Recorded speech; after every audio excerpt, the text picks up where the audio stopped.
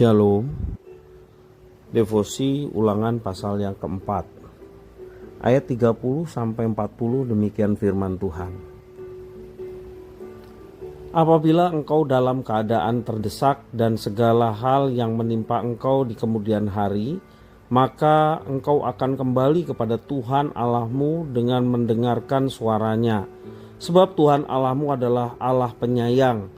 Ia tidak akan meninggalkan atau memusnahkan engkau, dan ia tidak akan melupakan perjanjian yang diikrarkannya dengan sumpah kepada nenek moyangmu.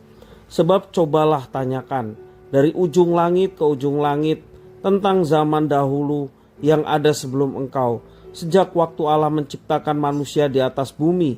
Apakah ada pernah terjadi sesuatu hal yang demikian besar, atau apakah ada pernah terdengar sesuatu seperti itu?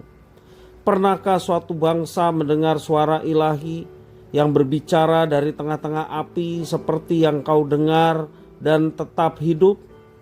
Atau pernahkah suatu Allah mencoba datang untuk mengambil baginya suatu bangsa dari tengah-tengah bangsa yang lain dengan cobaan-cobaan, tanda-tanda serta mujizat-mujizat dan peperangan, dengan tangan yang kuat dan lengan yang terancung, dan dengan kedahsyatan-kedahsyatan yang besar, seperti yang dilakukan Tuhan Allahmu bagimu di Mesir di depan matamu? Engkau diberi melihatnya untuk mengetahui bahwa Tuhanlah Allah, tidak ada yang lain kecuali Dia. Dari langit Ia membiarkan engkau mendengar suaranya untuk mengajari engkau di bumi. Ia membiarkan engkau melihat apinya yang besar, dan segala perkataannya kau dengar dari tengah-tengah api. Karena Ia mengasihi nenek moyangmu dan memilih keturunan mereka, maka Ia sendiri telah membawa engkau keluar dari Mesir dengan kekuatannya yang besar, untuk menghalau dari hadapanmu bangsa-bangsa yang lebih besar dan lebih kuat daripadamu, untuk membawa engkau masuk ke dalam negeri mereka dan memberikannya kepadamu menjadi milik pusakamu, seperti yang terjadi sekarang ini. Sebab itu ketahuilah pada hari ini dan camkanlah bahwa Tuhanlah Allah yang di langit, di atas dan di bumi di bawah, tidak ada yang lain. Berpeganglah pada ketetapan dan perintahnya yang kusampaikan kepadamu pada hari ini, supaya baik keadaanmu dan keadaan anak-anakmu yang kemudian, dan supaya lanjut umurmu di tanah yang diberikan Tuhan Allahmu kepadamu untuk selamanya. Demikian firman Tuhan. Di dalam dunia kuno, termasuk Timur Dekat kuno, banyak kepercayaan kepada Allah-Allah. Dan tidak heran jika dalam firman Tuhan hari ini Musa membandingkan Tuhan Allah yang disembah oleh orang Israel dengan Allah-Allah lain.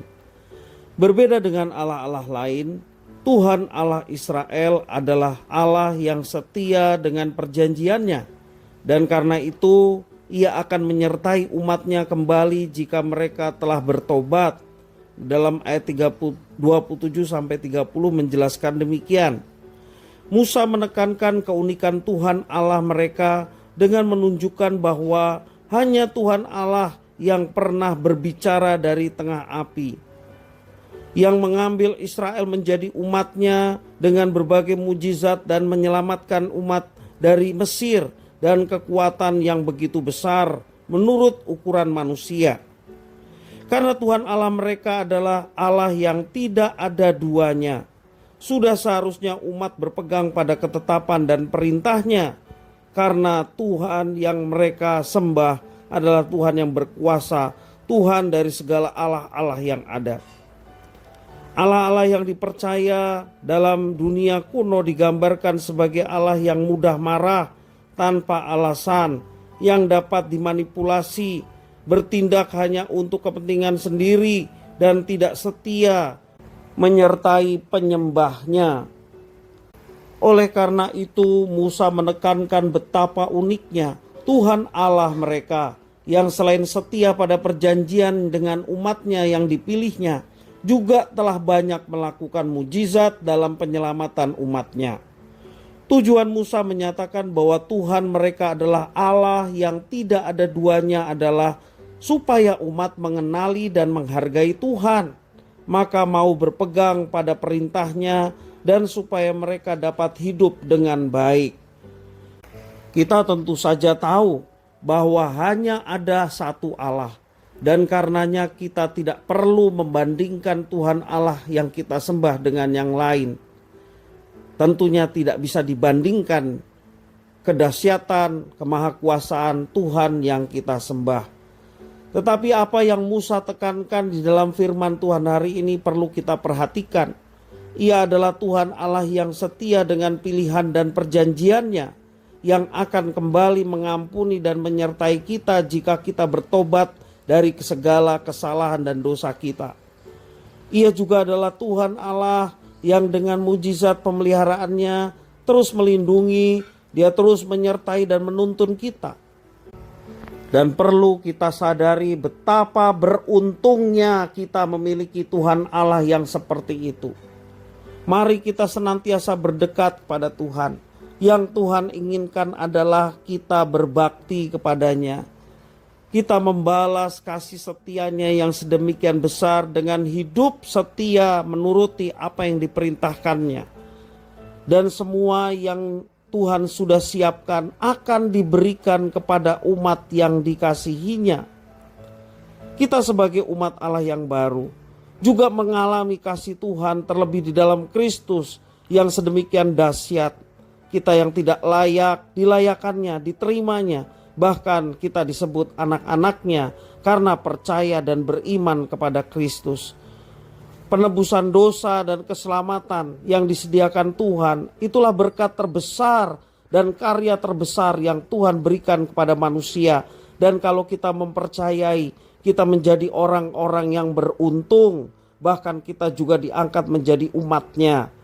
Bukan saja untuk diselamatkan dan mengalami mujizat-mujizat dari Tuhan, tetapi hidup kita boleh menjadi berkat bagi orang-orang di sekitar, sehingga mereka pun boleh mengenal Allah sejati, Allah yang benar di dalam Tuhan Yesus Kristus, sebagai orang-orang yang sudah diberkati Tuhan dengan jaminan keselamatan dan penyertaan, bahkan mujizat Tuhan yang boleh menyertai kita. Mari kita lebih berkomitmen untuk setia melakukan apa yang diperintahkannya, apa yang dikehendakinya, sehingga nama Tuhan dimuliakan dan hidup kita pun terus memancarkan terang Kristus menjadi berkat bagi sesama. Tuhan Yesus memberkati.